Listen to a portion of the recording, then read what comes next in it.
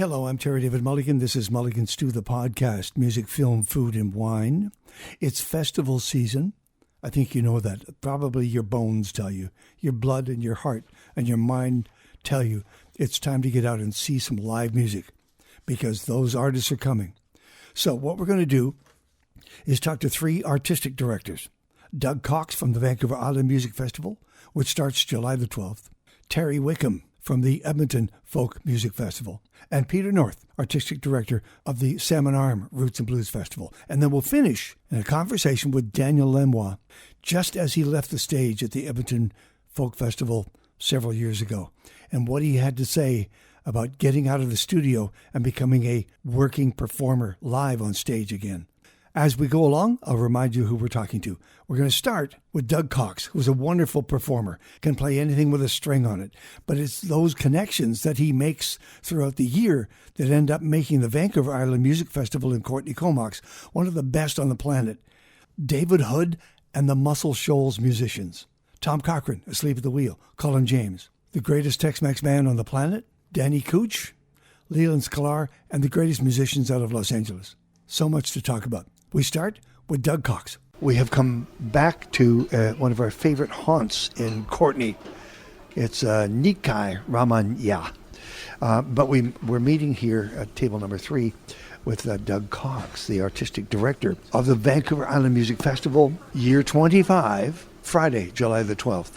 Saturday, July the 13th, and Sunday, July the 14th. What happens on the Friday? Friday, the festival opens at about 3 in the afternoon. We have a wonderful singer-songwriter named Irish Mythen, who's kind of been stolen all the show at all the festivals. She was our top seller last year.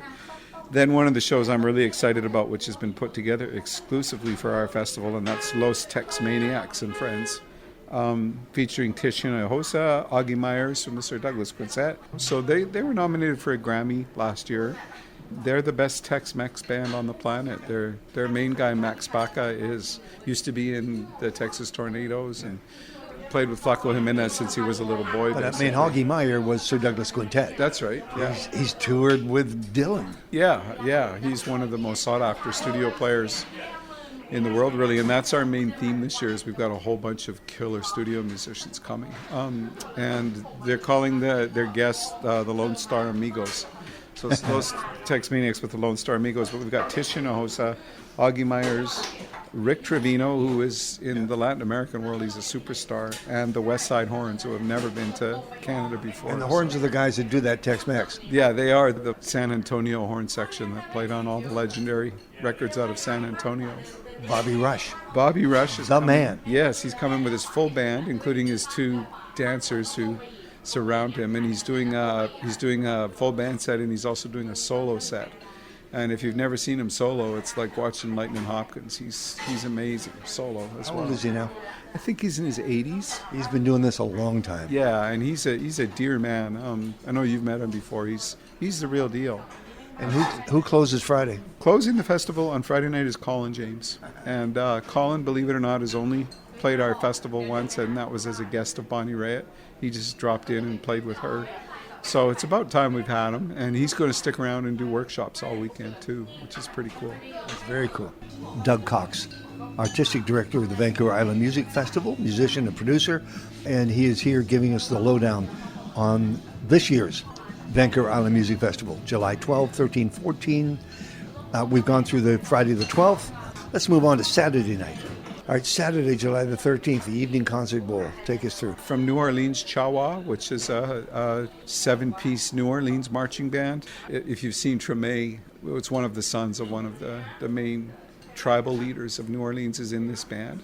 Then we have the Muscle Shoals All-Stars, which is another show put together exclusively for our festival.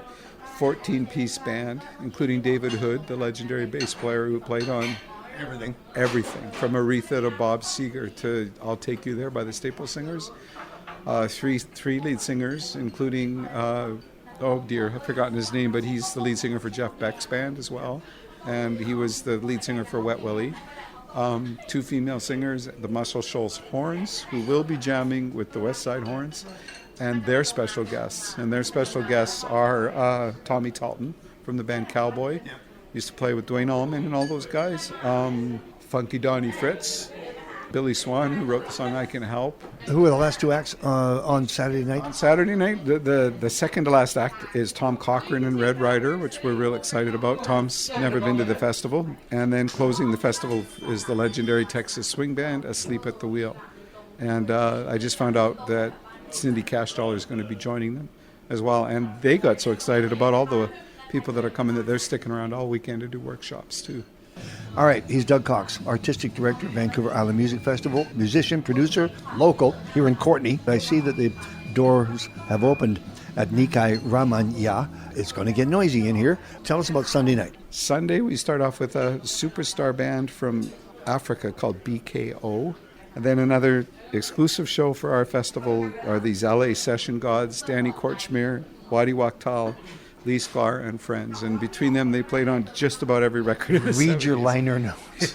Go back and look at your old albums. Absolutely, yeah. But the thing is, they have a history, but they're as relevant today as they were 10, 15, 20 years ago. Oh, they sure are. And every James Taylor record, Carole King, Jackson Browne, Warren Zevon, these are the guys. Waddy played in Keith Richards' Expensive Winos band. So you've heard them a million times. All right, take us to the last three, the Hamiltons. Okay. The Hamiltons played last year with Ry Cooder, and this year they're coming as themselves. Then we have another LA session god, Robin Ford, who's played with everybody from Joni Mitchell to Miles Davis. And closing the festival from Victoria is Adonis Puentes and his Cuban band. So we've got 3 nights. July 12th, 13th, 14th, day music as well. Yeah, we actually have about 74 acts that are playing, so you've just heard a few of them. There's 7 stages, so there's lots going on. If people go to islandmusicfest.com, they'll start to see the schedule pop up on the website as well, and there's all kinds of other stuff happening too. Lots of it deserves to be on the main stage, but we just don't have room. Okay, once again, remind them of the website and tickets. The website's islandmusicfest.com, and you can get your tickets there. You can reserve camping there. Doug Cox, Artistic Director of the Vancouver Island Music Festival, musician and producer. Get your tickets, make your plans to be here in Courtenay for the 25th Vancouver Island Music Festival. People like Bobby Rush, Colin James, West Side Horns, the whole Lost Text Maniacs with Augie Myers, Muscle Shoals, Horns, Tom Cochrane, Red Rider, Sleep at the Wheel, Danny Cooch, Wadi Waktel, Lee Sklar and Friends, Robin Ford, Hamiltons, Adonis Puentes, and Doug Cox.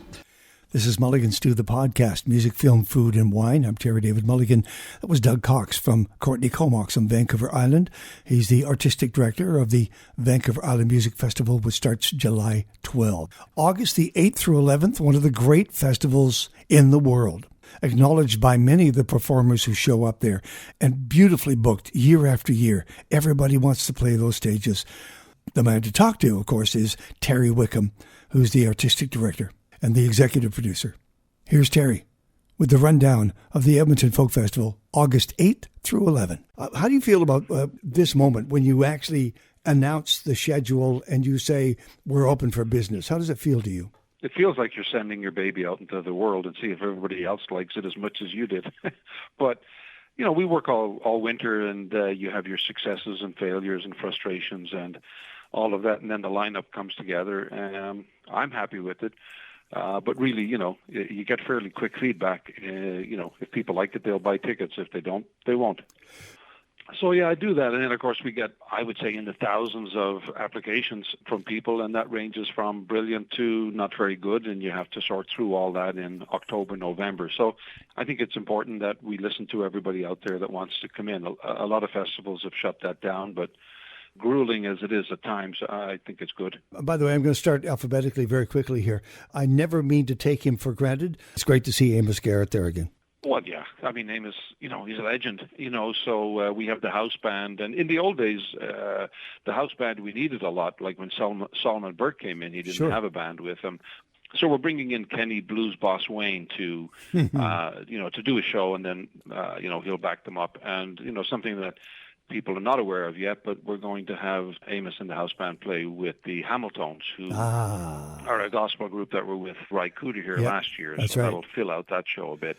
I'm really happy to see Andy White's coming. Yeah, I saw him in Australia last year. You know, we really like Andy personally as well as professionally. He's always good. He's a great songwriter. I remember seeing him on Much Music a long time ago, and he had an award-winning kind of documentary about Northern Ireland. Annie DeFranco. She's kind of a hero to a lot of people, including Linda Segura from Hooray for the Riff Raff is a big fan. So I'm hoping to put both of those together in a session. Nice. Afi, Bahamas, he's been there before. Yeah, but he hasn't played main stage, so that's a nice thing. You know, we only have 15 main stage spots, and we have 66 artists. So, you know, some kind of have to go on main stage, like a Hosier or a Brandy Carlisle. So it gets to be a choice of picking, you know, another 5 main stage spots out of the 55 that are left, you know. So finally, and, you know, about time, he does a great live show, so I'm really happy. In fact, you know, the Saturday night has a real Canadian flavor to it because he'll be followed by Bruce Cockburn and Blue Rodeo on Saturday, August 10th. Pretty nice. Brandy Carlisle is as hot as they come. She loves our festival. You know, I had very good advice from staff to book her early. We almost missed her, and we did. And she loves this festival. And in fact, she said from the stage twice, why would I doubt her word? You know, how does it feel to be at the best music festival in the world? So, you know, the feeling is mutual between Brandy and this festival. So we're delighted to have her back. She was absolutely amazing at the Grammy Awards. You know, her voice is even better than ever, so and that's hard to believe. So yeah, we're looking forward to that. And she's also really genuine. I mean, she loves kids. You can see it when kids come in to see her, and she always makes time for that. So, you know, what you see is actually what you get with Brandy, and she calls herself, a folk performer too, which is really nice. What stage is she playing? What night? She'll do a session on Friday night, probably on stage 6 at 6 o'clock, probably with Jason Isbell and Amanda Shires. Wow! But she'll close the main stage on Friday night, following Jason Isbell. Bruce Cockburn, wonderful to see him back. California Honey Drops. Now, there's going to be a surprise for some people. I really like them. I think they're going to be great. They're just a band that love playing. They've got a very charismatic lead singer. I think they're going to be a big surprise.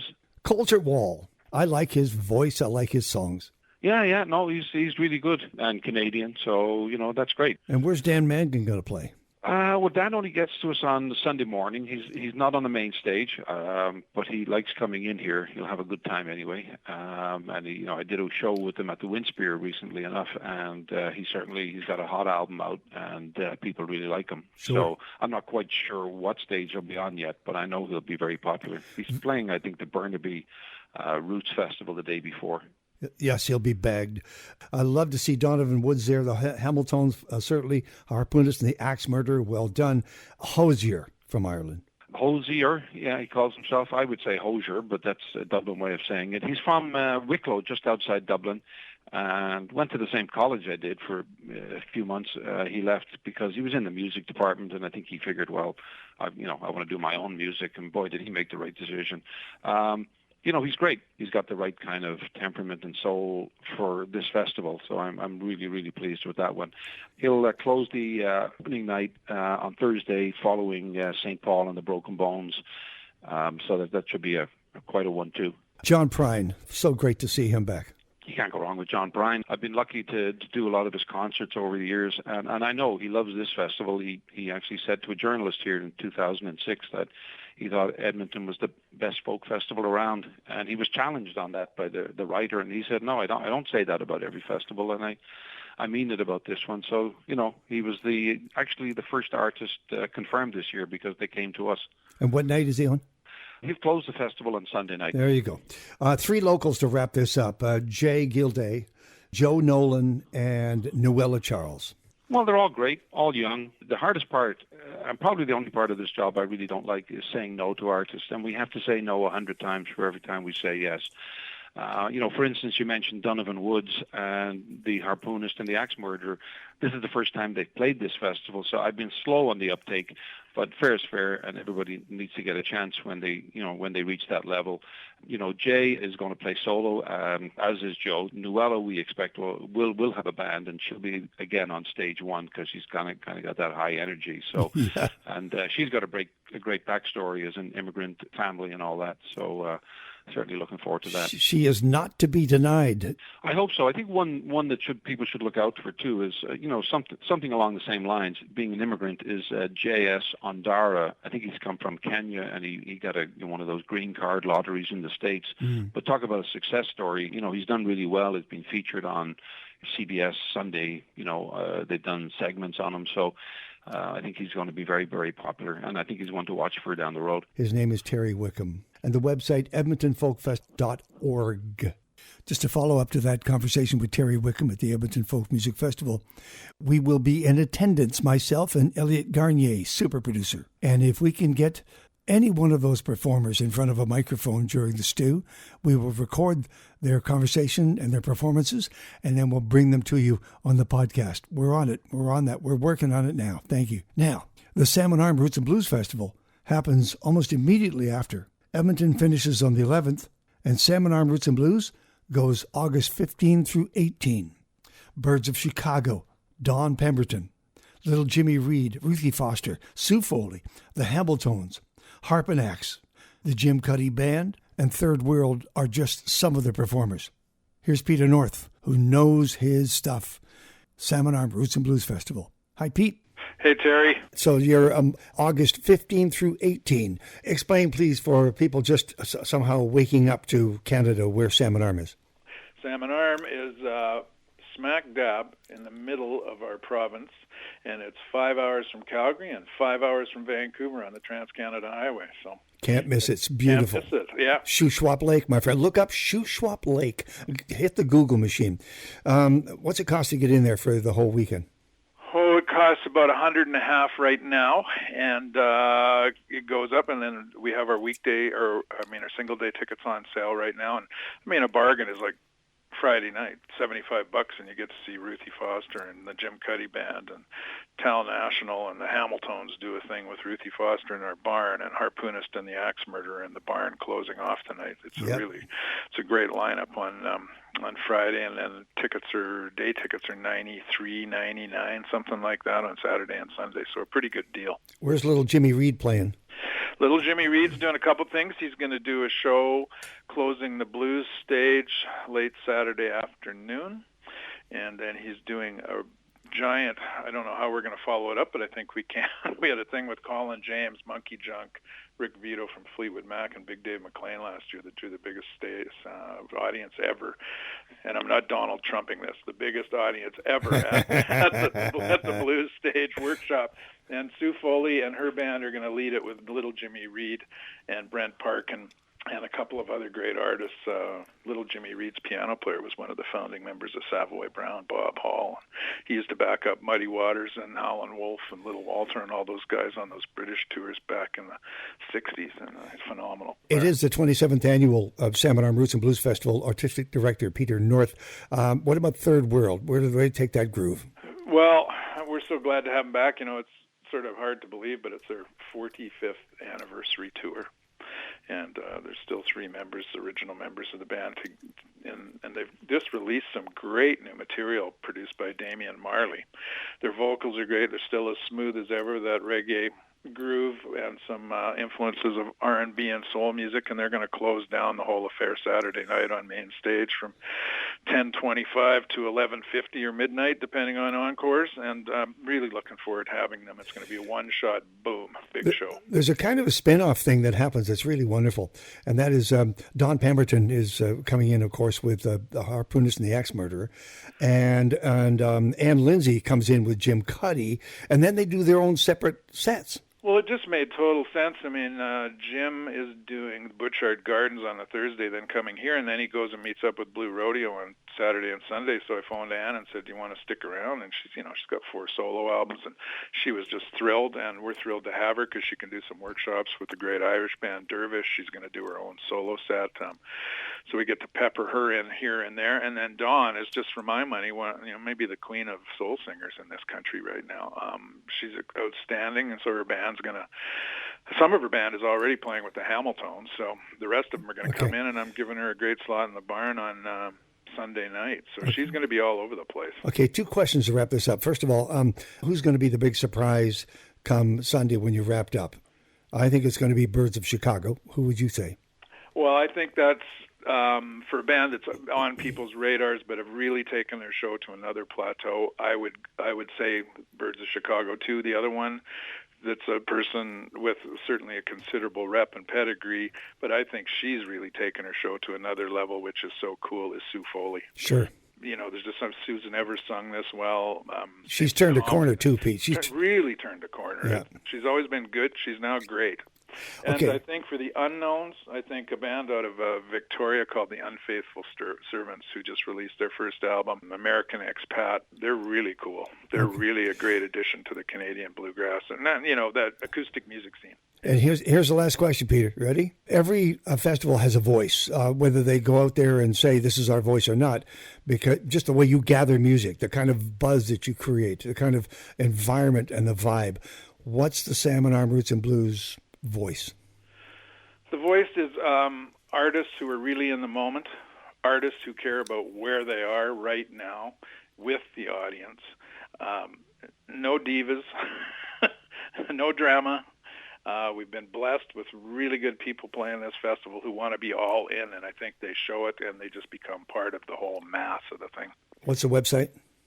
Rootsandblues.ca. Thank you, Peter North, Artistic Director, 27th Annual Salmon Arm Roots and Blues Festival, August 15 through 18. Have yourself a great run. And get some sleep now. Thanks, Terry. I will. Well, if you had planned to do some festivaling this year, there's lots of other festivals, of course, but we have tried to showcase 3 of them. The Vancouver Island Music Festival, the Salmon Arm Roots and Blues Festival, and the Edmonton Folk Festival. Now, a couple of years ago, Daniel Lanois was performing at the Edmonton Folk Music Festival on one of the side stages. I waited back, I listened to the set, loved it. I knew it was my only chance to actually have a conversation with Daniel, who I'd known a long time. I knew him when he was playing with Ian and Sylvia. He was playing pedal steel and other bands, of course. I always knew him as a musician first and then a producer and a songwriter second. Of course, he did go on to some sort of career. He's won 3 Album of the Year Grammys. He's produced Bob Dylan, Neil Young, Peter Gabriel, Emmylou Harris, Willie Nelson. His work with Brian Eno and U2 is world-renowned, one of the class acts in all of rock and roll, all of music. By the way, he did do the soundtrack for Sling Blade, Billy Bob Thornton's movie. Anyway, I was sitting there backstage trying to remember the last time that he and I had seen each other, and it finally came to me, and he reminded me. It was a charity single called This Land that we recorded in Calgary, August of 1993. There was a touring road show. Well, it was called Another Roadside Attraction. And on the bill were Midnight Oil, Hot House Flowers, Crash Vegas, and the Tragically Hip. It was to raise awareness and funds for the battle against the logging of Clayoquot Sound, the last great forest. And it was August of 93 in Calgary. All the Grammys, all the work that he'd done since, I had never put another microphone in front of Daniel. So it only had 5 or 6 or 7 minutes, and then his handlers took him off to another stage. Here's a conversation with Daniel Langlois, one of the greats in all of popular music. Hey, how you doing, buddy? It's been a while. Huh? I'm trying to figure out when it was. You know what? I'm thinking that maybe you and I last saw each other when you recorded Land in Calgary in 1993, 21 years ago. Yeah. July 31st. Yeah. Midnight Oil. Yeah, Midnight Oil. That guy went on to be Minister of Culture. I thought he was going to be Prime Minister of Australia. I think maybe he saw enough of politics and said, maybe not. Wow. You just came off that stage 3, and there was it felt like a celebration. I felt that maybe you had escaped 4 walls, the studio, and that felt like a celebration out there, that music. Well, Terry, I think you're not too far off, because a couple of weeks ago I just had this moment of awareness. You know, over the few times in my life, the light came to me, and it came to me a couple of weeks back, and it said, it's enough in the studio. Take the studio to the stage, because we do beautiful things on stage because of spontaneity working in our favor, and we get to have an exchange with an audience. So that's it. It was my attempt today to introduce a little bit of electronica that we play on top of, and I get to sample and dub on top of that, and it's really exciting for us. So I think from here on I'm going to include at least 4 pillars of electronics in my set, and we hope to play some festivals where it's mostly electronic, so it's okay. Studio to the stage, it's time. Very true. It's interesting. Randy Newman once said he showed up at the Commodore with just a grand piano. I said, you could bring an orchestra. You could bring anybody you wanted. He said, I don't want anything to get between me and the audience.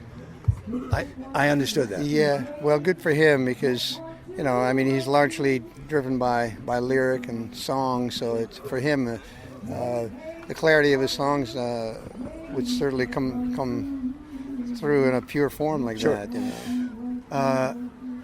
There is freedom. You've literally been celebrating that. You have shown up in so many different musical genres and formats, and your summer's not done. Where did it start? Well, I think the summer, if we think of life as a summer sure. itself, I'm just one of the lucky ones. I wake up in the morning inspired and full of ideas, and I keep chasing my dreams, man. And I'm wearing a little silver antique turquoise piece, silver and turquoise, and the native man I bought it from said it stands for one's capacity to seek the unknown. I said I want that to be my line of work. That's me. Yeah. There's an album coming called Flesh and Machine. When will we see it? Flesh and Machine comes out in October on a great label out of Los Angeles called Anti Records. Yeah. And a very adventurous label, and they're really supporting me on this.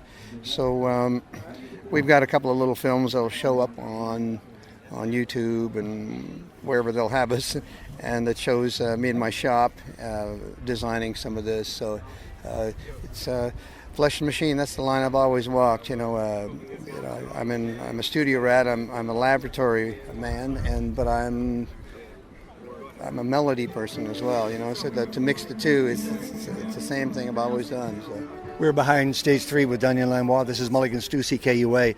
I heard this station 20 years ago, and all of a sudden I realized that there was, in fact, a radio station that heard music the way I heard it in my head.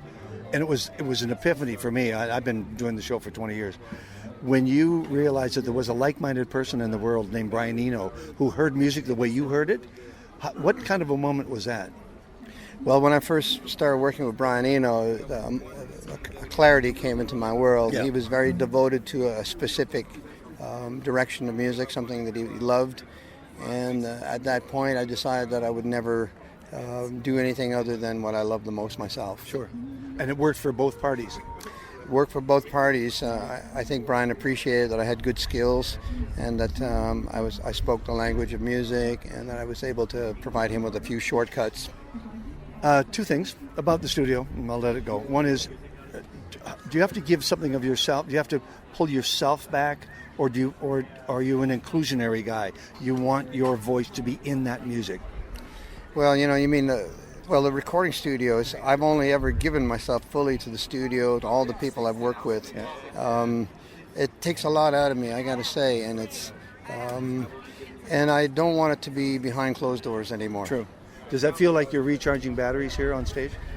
When there's so many people, when you have a congregation like this, it really speaks the truth. And it's church attendance might be subsiding, but congregation is building otherwise. And I like to think that, such a beautiful hillside full of people is a church in itself. I mean, music's we know music's changing. MP3, the digital, the whole world of music is changing.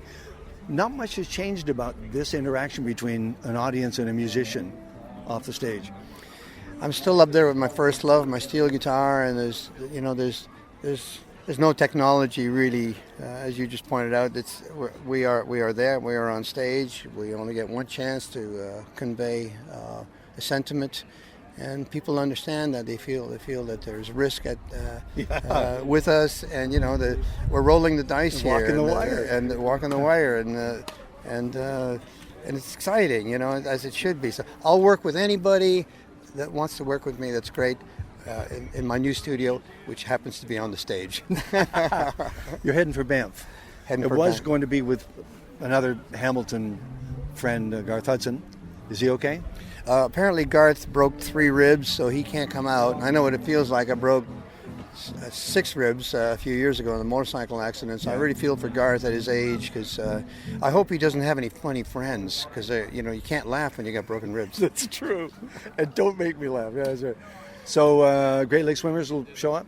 Great Lake swimmers are going to help us out. I'm very grateful that they stepped in to take that position, and can't wait to hear them, and it'd be nice to be there with some Canadian compadres. I've been waiting 21 years to ask you these questions. Who's the luckiest guy in music? Me. Thanks, Terry. Thank you, man. Thank you for being good here. To see you, brother. Thank you. The legendary Daniel Lanois, the pride of Hamilton, Ontario. I'd like to thank Terry Wickham, Doug Cox, Peter North, Daniel Lanois, Elliot Garnier, and Corey Wood for helping to put this festival special together for Mulligan Stew, the podcast.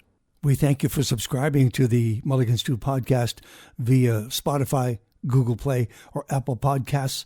There may be a part 2 festival special coming shortly. It is summer, after all. Thank you for listening to Mulligan Stew podcast. I'm Terry David Mulligan.